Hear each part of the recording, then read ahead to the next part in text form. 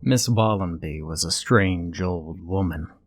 She had chosen just about the worst place in the entire country to live, and that was right in the middle of one of the filthiest swamps in the south. She lived in complete solitude, her only neighbor being the equally strange Mr. Carbuncle, who lived about a half a mile away in the shack of a home.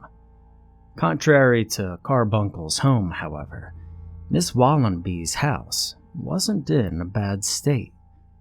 It was a fairly large 2-floor deal. It looked fairly new. The woman seemed to take care of the looks of her swamp house. It did, however, look exceedingly out of place, considering it was in the middle of an overgrown forest of shit. Miss Wallenby just so happened to also be my aunt. I had actually never met the woman before in all of the 16 years I had been alive. My mother never talked to her because of bad relations, but my 15-year-old sister Sarah had insisted that we go visit her. Even after my mother refused, Sarah decided to work out a deal where just the two of us could go visit her while she stayed home. My mother was completely against the idea at first. She called Miss Wallenby a crazy old shit who lives in the middle of the kind of place that suits her character well. Mom had told us that the only reason she actually lived out there was to look for a secret deposit of treasure that had been hidden in the swamp long ago. Well, Mom really shouldn't have mentioned that last part to us because after she did, Sarah lost her mind. She said that now we absolutely had to go visit the old lady because she wanted to search for this treasure. Now eventually, after enough pleading and begging from Sarah, my mother finally gave in. She told us that we weren't going to be staying with the old woman more than a week, however. She sent the two of us off on a bus from Alabama, where we had both lived, down to some bumble town in the middle of the Louisiana swamps. The lady on the bus, Martha, turned out to be a slightly overweight woman in her young 30s, and soon after we met her, became the biggest bitch the both of us had ever met. She complained about everything from her boyfriend's manscaping habits to accidentally using her grandmother's nair at one point. Martha did, however, know how to get to Wallenby's house from the bumbled town in which we had gotten off the bus. She told us that Wallenby's house was about a mile down a trail which led into the swamp, beginning at the bus stop. Then, Martha led us while complaining about how only stupid hermits would live a mile off into the swamp. And so Sarah and I departed the bus and headed off on the trail Martha had told us about. I happened to agree with the woman completely. Miss Wallenby was kind of a dick for living out a mile from civilization on a trail which didn't look like it could be accessed on any kind of vehicle. The swamp was very misty, it was very damp. There were strange-shaped trees all around the place, with patches of mud and water all around. About halfway down the trail, we passed a shack which looked like it was completely abandoned. "Think that's Carbuncle's house?" asked Sarah. "No," I replied. "Mom said Carbuncle lived further into the swamp. Now that probably isn't his house." We continued down the path, and looking down the road, we eventually spotted a large white house, just kind of sitting there in the middle of the swamp. I knew, and I assumed Sarah did too, that the house belonged to Miss Wallenby. As we approached the house, we noticed that the woman herself was standing outside the structure. She was indeed an old-timer-looking woman, but hadn't quite gotten a complete set of gray hair yet. She wore a dress made of rags, and a white dirtied shirt with overalls. "Oh, now there's the two," said Miss Wallenby excitedly. "Well, I'm guessing you two are Tim and Sarah." "Well, of course you are. No other kids come into here." "Not surprised at all," said Sarah quietly. The woman then came over and gave both of us awkward hugs. Miss Wallenby led us inside the house, where we all sat down and began a general conversation about each of our lives. It was that kind of conversation that one usually has with an old lady. You know, where you answer questions about your interests, where you go to school, and all those types of things. But listening to Miss Wallenby go on and on about herself was one of the most tedious things that I'd ever listened to. I was surprised there was so much going on in the life of a swamp hermit. I had decided to, in an attempt not to be rude, ask her why she lived in the swamp. "Oh, it's a great place to be," she had responded. "I'm the kind of lady who likes a little seclusion here and now again. Mind you, it was a nightmare trying to get the city to allow me to build a house all the way out here." "Mom said you were out here because of treasure buried in the swamp," said Sarah. Now, I cringed a little at Sarah's statement, thinking it was just a little rude for her to be saying such a thing. "No, not really," said Wallenby. She chuckled. "Although, it would be nice to have." Sarah smiled.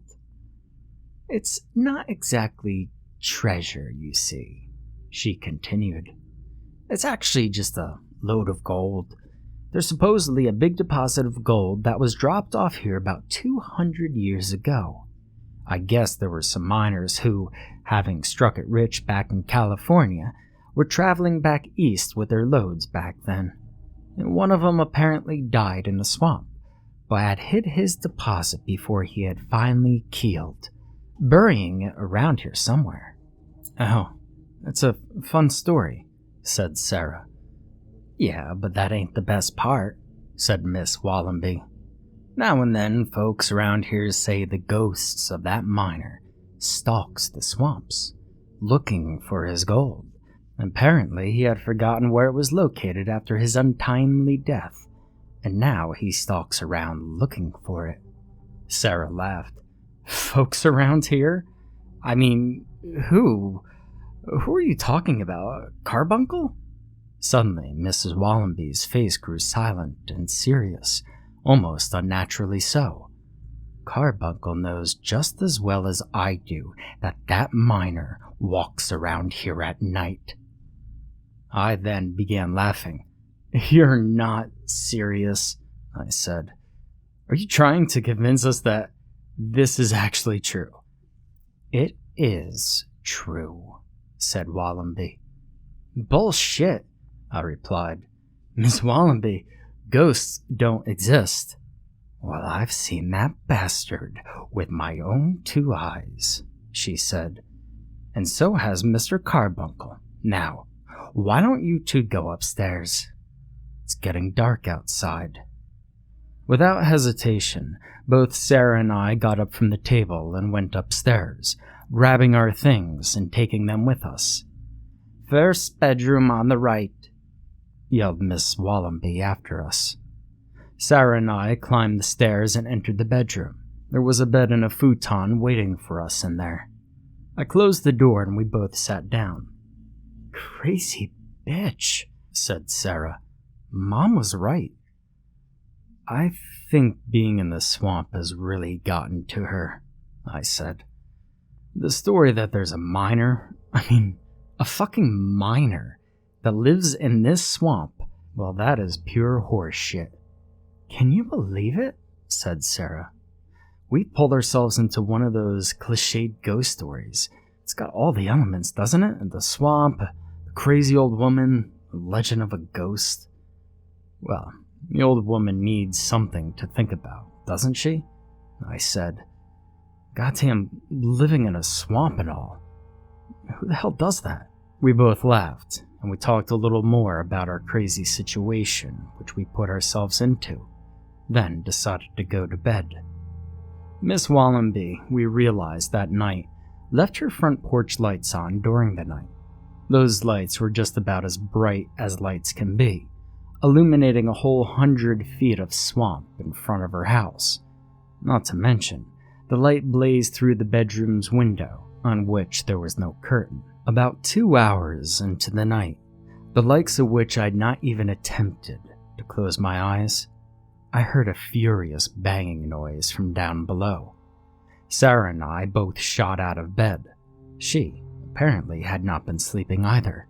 "What the hell is that woman doing down there?" I said furiously. I moved over to the window and looked out. "I also don't know what she thinks she's doing leaving these lights." I stopped. There was a person out on the front porch. He was a tall man, roughly a little taller than Miss Wallenby. He had a long gray beard and a black hat. He was wearing a brown shirt with brown overalls. The hat covered his eyes. "Sarah," I said quietly, "there's a guy out here. Come here, take a look." She walked over and peered out the window alongside me. "Who the fuck is that?" she asked. "Why the hell is he out there this late at night? What is it, 11 or something?" "No, that's probably that Carbuncle guy," I said. "That old shit probably has nothing better to do than wander around at night." "Well, maybe it's the ghost of the miner," said Sarah, grinning. "Ooh, spooky." "You know what, Sarah, shut the fuck up," I said, rolling my eyes. "That woman is bullshitting us to the highest tier." The man down below turned to face away from the window, his back facing the house, and that is when Sarah and I noticed something. The man was holding a large, rusty knife in his hand. We both gasped at the same time. "Oh, no fucking way," I said. "Well, that old Carbuncle guy's a loony." "That shit sack probably carries that thing around because he's insane," said Sarah. "Well, I mean, what should we do?" I asked. "Should we tell Wallenby about that guy?" "No," said Sarah. "We should probably just stay up here. I don't think Wallenby would do anything about it, honestly." We both stepped away from the window. "All right, be quiet. Don't let that bumblefuck know we're here," I said, and Sarah nodded. Needless to say, the rest of the night was completely sleepless for the both of us. We had simply laid in bed all night, thinking about that crazy old guy outside. The porch lights continued to shine in our faces for the rest of the night as well. By the time morning came, the two of us were not only shook up from the previous night, but also a little pissed off that we didn't get any sleep. We were caught off guard in the morning by the screams of breakfast coming from downstairs. The two of us lazily slithered out of bed, got dressed, and made our way down. Miss Wallenby had prepared pancakes for us. Pancakes which, I must say, were not the least bit bad. They were almost perfect in taste, size, and shape. "You two sleep well last night?" asked Miss Wallenby. "No, not really," I replied. "Those porch lights kept us up all night." "Oh, I'm terribly sorry about that. I'll go up and I'll put a board in the window today or something to help block out the light." "Miss Wallenby, why do you keep those things on?" asked Sarah. "Well, it's simple," said Miss Wallenby, "to keep away the ghost." "Oh, for God's sake," I said, sighing. "What are you talking about?" "The ghost of the miner," said Miss Wallenby, waving a small knife in her hand. I turned to Sarah. "She actually believes this," I whispered to her. Sarah looked equally as astounded as I was. Suddenly, there was a loud bang on the front door, and it startled all three of us. "Oh!" exclaimed Miss Wallenby, trotting over to the door. "It's Mr. Carbuncle." "Ah, shit!" Miss Wallenby had accidentally cut her arm with the knife, dropping it to the ground. She quickly pulled a towel from the counter and wrapped it around her cut. She then opened the door, revealing a man standing behind it. The man was rather short and stout, with a short mess of curly hair on his head and no facial hair whatsoever. He was dressed in a green coat and black pants, a rather formal dress for someone who lived in a shack in the swamp. "Good morning, Mr. Carbuncle," exclaimed Miss Wallenby. "These are my guests for the week. This is my nephew, Tim, And this is my niece, Sarah." "Good morning," said Mr. Carbuncle with a wave of his hand. "What can I do for you today?" asked Miss Wallenby. "I just want to converse with you about that old shack on the side of the trail," said Mr. Carbuncle. "I think the both of us want to tear that thing down, but we need to, for some reason, get permission from the city to do so. Apparently, it's city property." "Well, then let's talk about it," said Miss Wallenby. Wallenby and Carbuncle talked through most of the morning, it had seemed. Sarah and I had gone outside in the swamp, partially to get away from the house, and partially to explore the area. "That old woman's really strange," said Sarah. "Don't you think?" "No, I think she's that way on purpose," I said. "I just think she's a little sick from the swamp life, that's all." "Listen, I need to tell you something important," said Sarah, instantly turning serious. "That carbuncle that we saw this morning, he in no way looked like that guy that we saw at the window last night." "I know. I have no idea who that guy was." "I think we should ask Wallenby about it," said Sarah. "No, she'll just tell us it was the miner or something like that." "I don't know. That guy did look an awful lot like a miner." "Oh, don't be buying into her crap now," I said. "It was probably some other guy from the city or something." "What was he doing with a knife, though?" asked Sarah. "You considered that part yet?" "I don't know. I mean, the whole thing seems bizarre and strange." "I don't know that I like this place," said Sarah. "Well, I guess we should just try and suffer through this week. As long as we could deal with Wallenby's obsessions with this miner stuff, we could survive it." The day drew on. Sarah and I explored the area some. We ended up finding nothing except pools of dirty water and the occasional frog. We were heading back to Wallenby's house, the sun just beginning to leave the sky. We were complaining to each other about people we knew back in Alabama, people that we didn't like, and people we knew were idiots.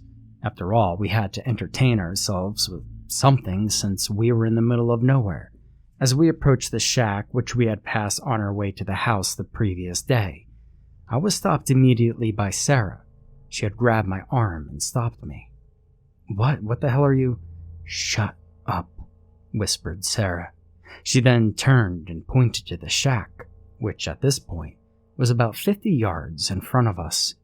I looked inside a hole in the wall, which was probably a space for the window, and there was a man inside a shack. A tall man, wearing a brown jacket with overalls. He had a long gray beard and a black hat. We both stared at the guy. He raised his arms and, holding a large rusty pickaxe in his hands, swung at the ground, making a loud sound. I was in absolute disbelief. At first, I assumed that somebody was playing a practical joke on us. Perhaps it was Wallenby, trying to convince us that this miner actually existed.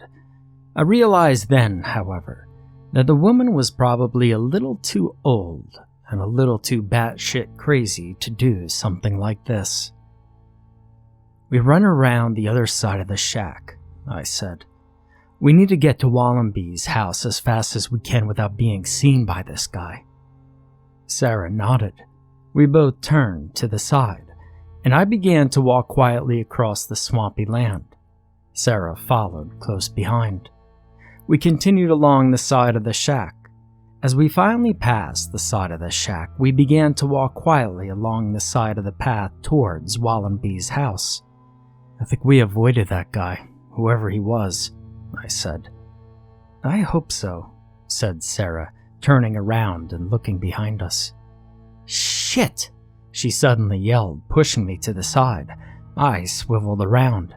The man was standing right there, behind us. The hat was, once again, covering his eyes. The man raised his axe and began to run towards us. A jolt of fear rushing through my body, I turned back around and took off down the path. Sarah and I ran for our lives down the path. The crazed man followed behind us. At this point, I clearly understood that, whoever this guy was, he was clearly not Ms. Wallenby. There was a guy out here, a crazy, probably mentally unstable man was out here, stalking the swamp, and now he was chasing us. I completely lost my mind. Sarah and I kept running towards Ms. Wallenby's house, hoping against all odds that we could make it there alive. I took a quick glance behind me. The man was still following us.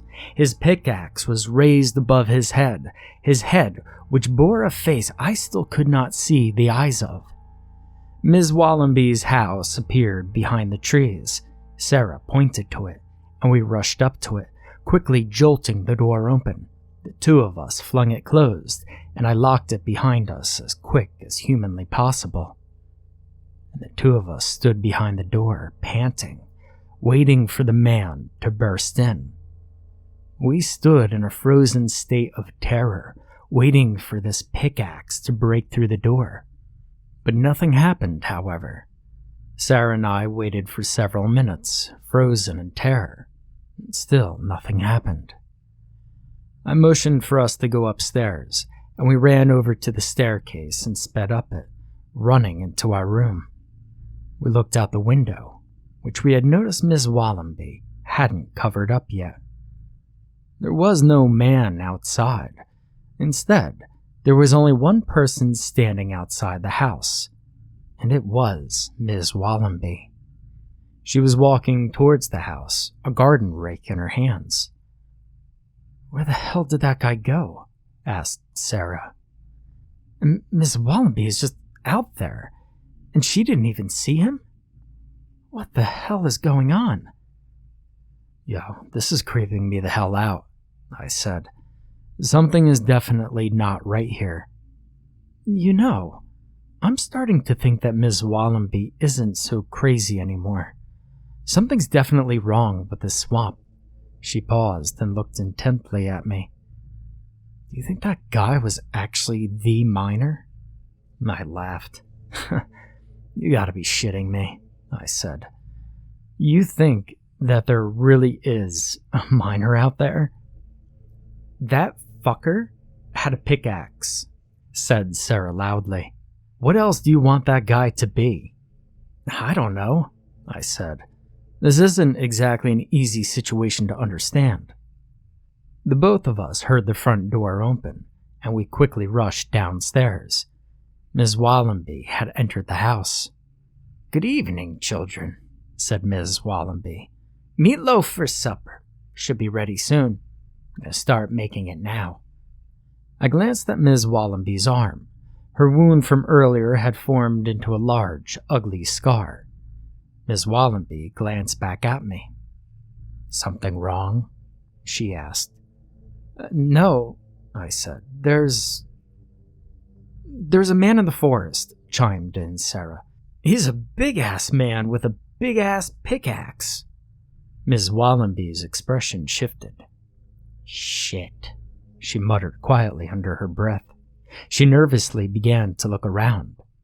"Children," she said, "do not go outside for the rest of the night. Do you understand?"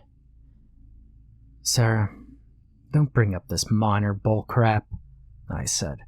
"Really, it was probably that Carbuncle guy playing a trick on us." No, cried Ms. Wallenby. "Don't you see? I've been telling you children that there's a miner out here, and you," she stopped, "stay inside. Do you hear me?" I sighed. "I'm not planning on going back out there," I said, "especially after some old shit tried to kill us." "Well, good boy," she said, turning back around and picking up a wooden spoon. She then swiveled around and pointed it at me. "And you mind your mouth." Dinner came and went. Night fell, and Sarah and I retreated into our room. Ms. Wallenby came up before we went to bed and placed the board on the window, smiling and saying, "Now you can actually sleep up here," chuckled, and then she went back downstairs. I actually got a fairly good amount of sleep that night. I'd fallen asleep in the course of about a half an hour. I only woke up about 4 in the morning. It was at that point when I heard a noise coming from outside, a furious hacking noise from outside the window. I immediately jumped out of bed and stood in front of the covered window, Sarah still sleeping in her bed. I slid the board to the side just a hair, and I peered out. There was nothing in sight. The hacking sounded like it was coming from the distance, about a half-mile off. It sounded like the noise of metal hitting wood, a loud, obnoxious banging. And the noise stopped after about 5 minutes. Still unsure of what lay outside, I continued to stare out the window for about another 10 minutes. It was only after that 10 minutes passed when I saw the person who had been making that noise. It was the same fellow from the previous day. It was the miner walking towards the house. He was carrying his pickaxe over his shoulder, looking down towards the ground. He walked silently toward the front door, then turned the knob and opened it. The miner walked inside the house. I panicked. I immediately turned to Sarah. "Wake up," I said quietly. She immediately began to stir. "The miner's inside the house. He's fucking inside." Sarah immediately jumped up. "What?" she said, also becoming panicked. "He's inside. I just saw him walk inside the house." Suddenly, I heard loud, heavy footsteps. They sounded like they were coming up the stairs. "Oh my God," I said, suddenly beginning to fear for my life, and I backed up against the wall. The footsteps continued to get closer. Finally, they approached our bedroom door and stopped. The knob turned, and the door creaked open. I was about to go into a full-out panic when I saw who the person at the door was. It was Ms. Wallenby, and a huge sigh of relief flushed over me. "Oh, I'm sorry," she said. "Didn't realize you kids were awake. I didn't want to disturb you. I thought I heard some noises, and I thought it'd be better to come check on you, just to make sure that you were okay." I breathed heavily.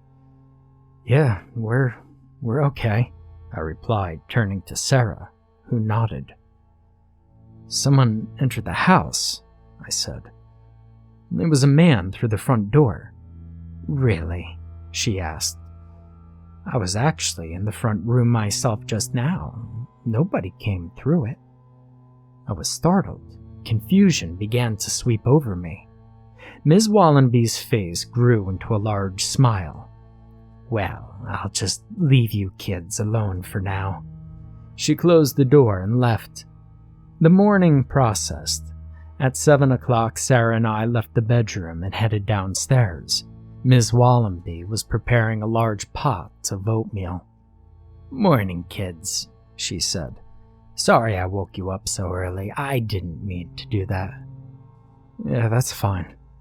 I think we were just a bit freaked out over your miner stories."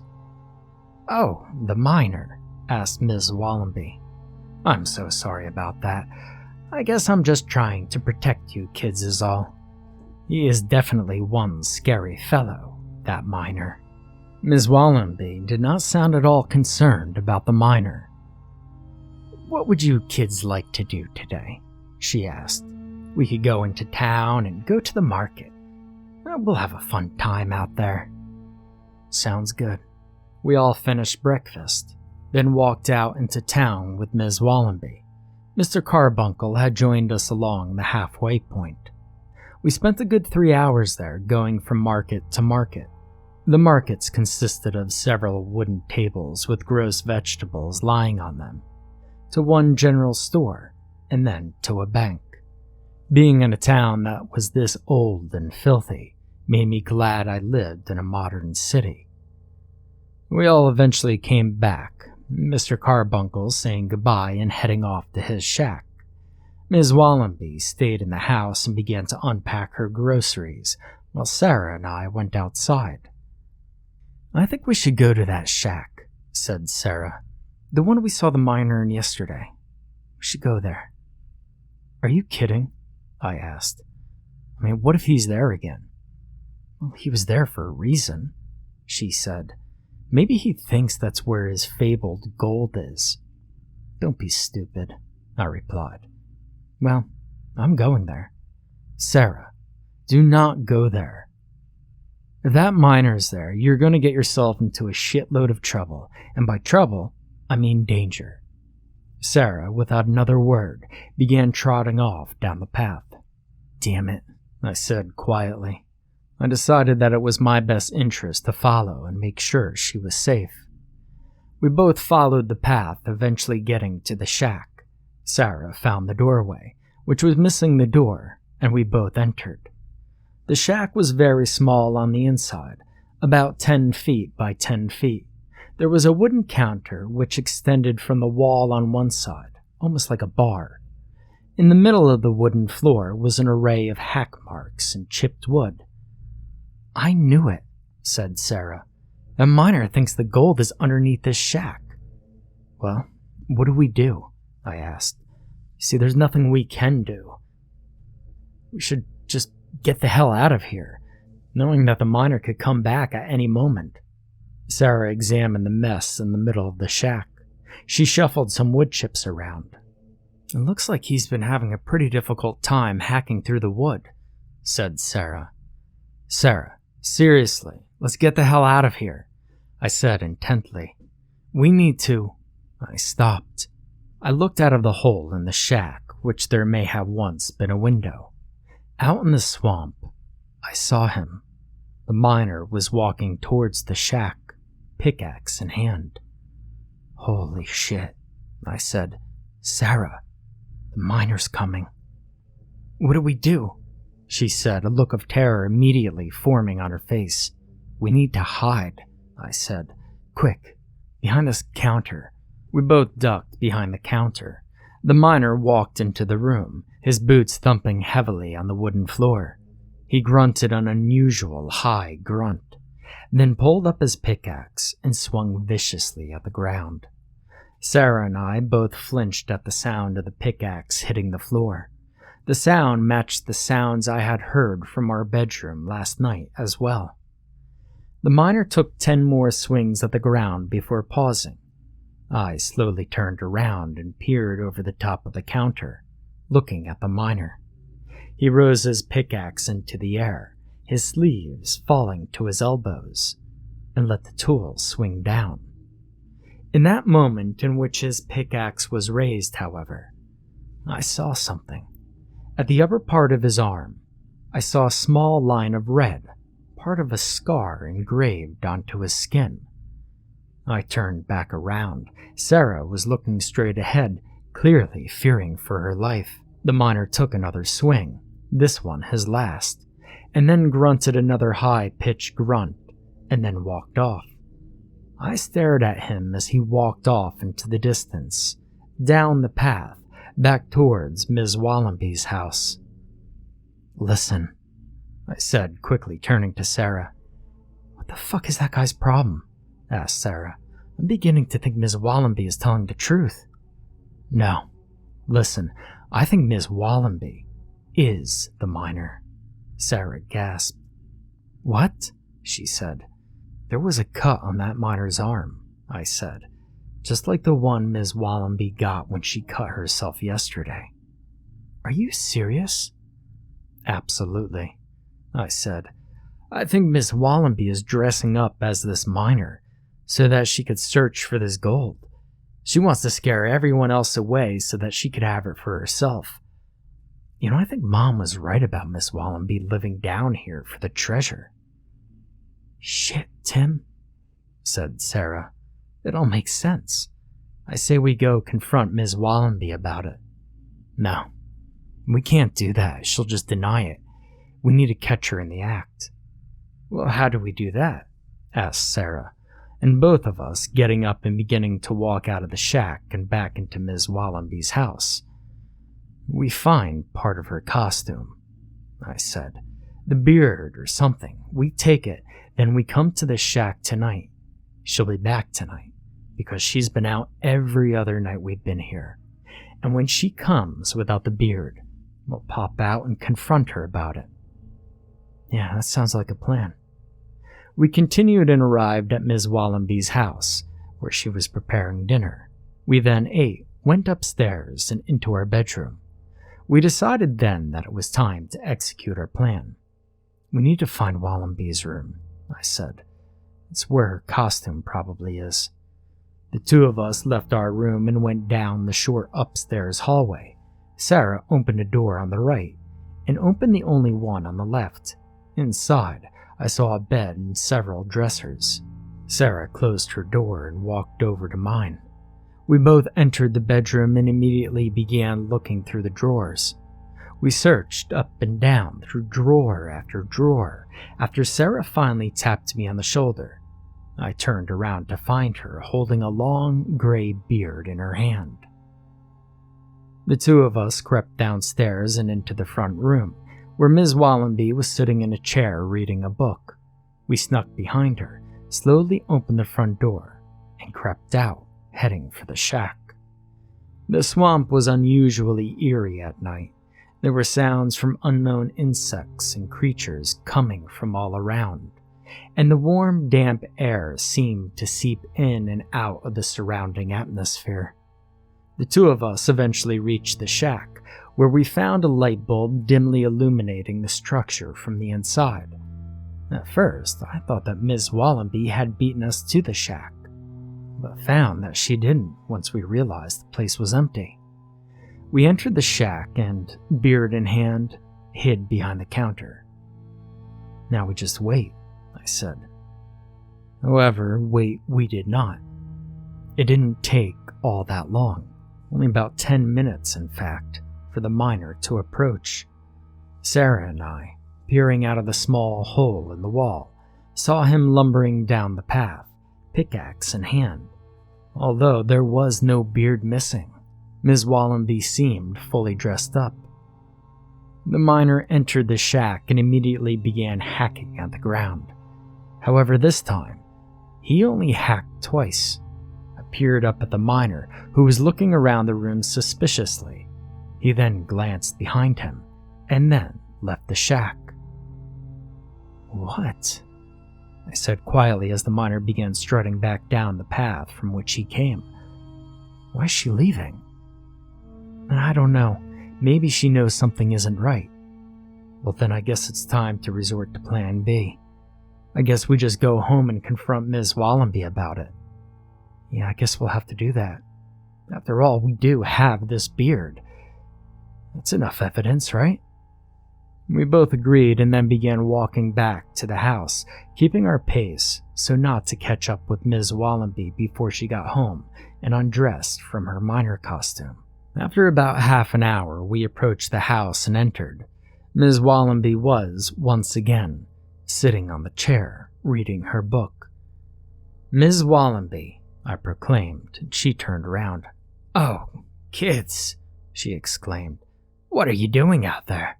I thought I told you not to go out after dark." "Well, we did," I said. "And look at this." I held up the beard which we found in her room. Ms. Wallenby's expression changed from a look of confusion to a look of depression. "Oh, children, I'm so sorry," she said sadly. "I should have told you earlier." Sarah and I sat down on a couch in the room, facing Ms. Wallenby. "I shouldn't have been doing any of this when you kids arrived.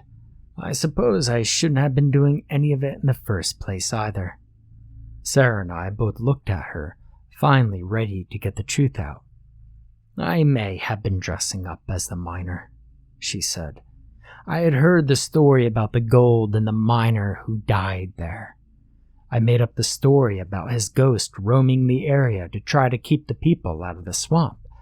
You see, I wanted to look for the gold myself, and I think I've found it. I believe it's under that shack along the trail, but that's besides the point. I've dressed up as the ghost of the miner now for a while, going out there and trying to get it for myself. I've been dressing up, trying to bring life to the story, so I could keep other people away from the treasure. I'm so sorry. It's okay, I said. Just don't do it anymore, at least not while we're out here, freaking us out. And I'm sorry I chased you kids down the path that one time with the pickaxe, said Ms. Wallenby. I guess I went a little too far in trying to keep you guys away from the shack.